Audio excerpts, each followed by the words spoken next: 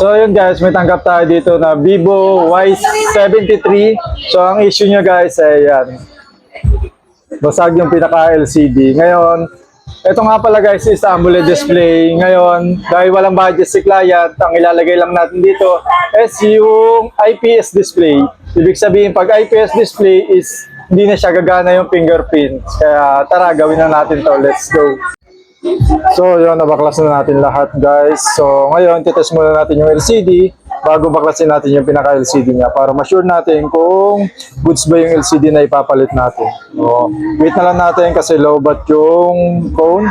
So kargahan muna natin yung battery bago natin testing yung bagong LCD.